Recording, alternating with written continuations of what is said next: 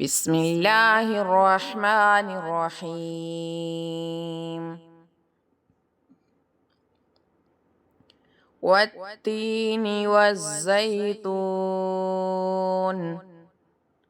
وطور سينين وهذا البلد الأمين لقد خلقنا الإنسان في أحسن تقويم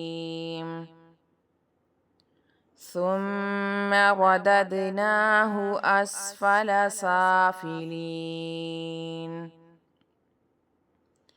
إلا الذين آمنوا وعملوا الصالحات فلهم أجر غير ممنون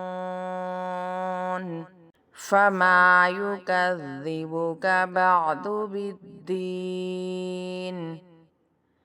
أليس الله بأحكم الحاكمين